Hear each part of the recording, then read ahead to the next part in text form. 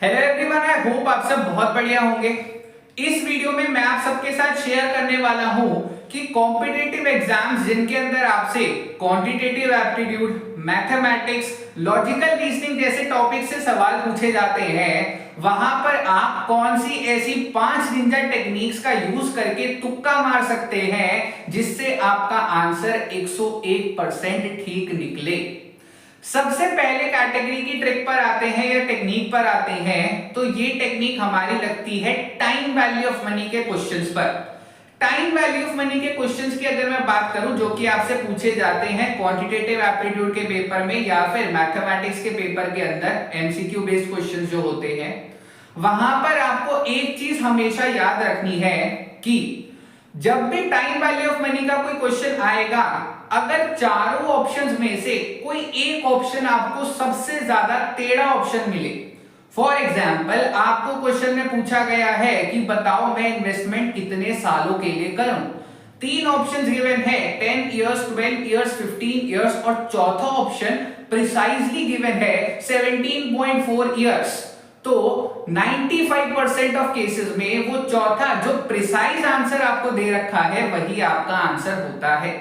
तो अगर time value of money का कोई क्वेश्चन ऐसा आए जिसे कैसे सॉल्व करना है आपको नहीं आता हो, तो ये चीज जरूर ध्यान से देखना कि 4 ऑप्शंस जो गिवन है, क्या उसमें से कोई एक ऐसा ऑप्शन है जो बहुत ज्यादा प्रिसाइज है। एक और एग्जांपल लेकर देखते हैं। जैसे कि आपसे क्वेश्चन में पूछा गया कि एक पर्टिकुलर एन्युटी की प्रेजेंट वैल्यू निकालो। 3 ऑप्शन आपके पास गिवन है 10,000, 12,000, 11,000 और एक ऑप्शन प्रिसाइजली गिवन है 10,483। तो 90 to 95% ऑफ केसेस में वही जो प्रिसाइज ऑप्शन है वही आंसर होगा। इसीलिए टाइम वैल्यू ऑफ मनी के क्वेश्चंस में तुक्का मारते टाइम ये पहली टेक्निक का जरूर ध्यान रखिएगा। सेकंड टेक्निक पर आते हैं जहां पर आपको क्वेश्चन के अंदर डी ऑप्शन में गिवन होता है all of the above. 85 to 90% of cases में जहां पर आपके पास ऑप्शन गिवन होता है all of the above, 85 to 90% cases में आंसर वही होता है। तो अगर आपको ऐसे क्वेश्चन में तुक्का मारना हो तो आप ऑल ऑफ द अबव वाले आंसर को ही टिक कीजिएगा। थर्ड टेक्निक पर आते हैं जिसका नाम है सब्स्टिट्यूशन मेथड। काफी बार ऐसा होता है जहां पर आपके पास क्वेश्चन के अंदर कुछ वेरिएबल्स की वैल्यू गिवन होती है, जैसे a की वैल्यू गिवन है 3, b की वैल्यू गिवन है 5 या फिर x की वैल्यू गिवन है 1 या और y की वैल्यू गिवन है 4।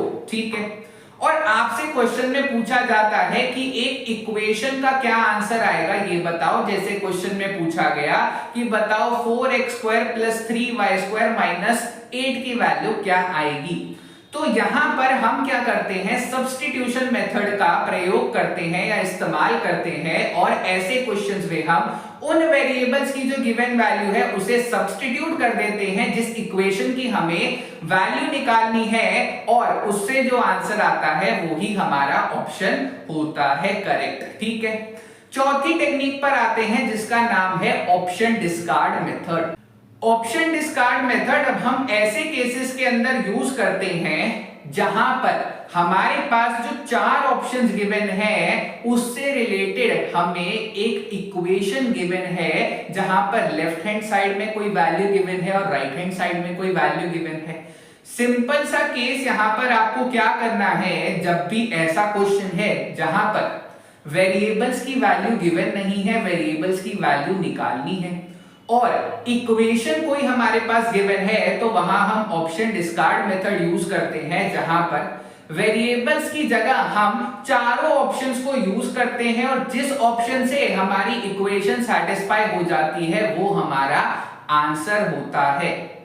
अब मैं आ रहा हूं 5वीं और सबसे स्पेशल ऐसी निंजा टेक्निक पर जो कि तब लगाई जाएगी जब हमारी पहली 4 निंजा टेक्निक में से कोई भी एक टेक्निक प्रयोग में नहीं आ रही है। तो अब साइंटिफिकली प्रूवन है कि जब भी हम बात करते हैं एमसीक्यूज की, तो ऑलमोस्ट 65 to 70% जो एमसीक्यूज होते हैं उनका आंसर होता है बी पार्ट या फिर सी पार्ट। ए पार्ट या फिर डी पार्ट जो है वो सिर्फ 25 to 35% ऑफ एमसीक्यूज के ही आंसर होते हैं if taken the entire MCQ questions as a whole.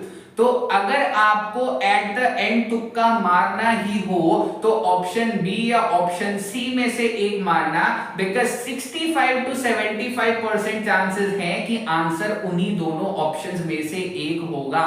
और ये है हमारी लास्ट निंजा टेक्निक, जो कि आपको तब इस्तेमाल करनी है जब पहली चारों में से कोई भी एक निंजा टेक्निक का प्रयोग ना कर पाए। तो आई होप इस वीडियो से आपको थोड़ी सी हेल्प जरूर मिलेगी, बिकॉज अब आप बिल्कुल अक्कड़ बक्कड़ बम्बे बोल वाली तरह तुक्का मारने की जगह थोड़ा साइंटिफिक तरीके से एंड थोड़ा सा आंसर और क्वेश्चन को ऑब्जर्व करके तुक्का मारेंगे, जिससे आपका तुक्का ठीक लगने के चांसेस कंपैरेटिवली बहुत ज्यादा होने वाले हैं। अगर ये वीडियो पसंद आई हो तो do like share and subscribe. जल्द मिलेंगे एक और नई वीडियो में। Till then take care of yourselves.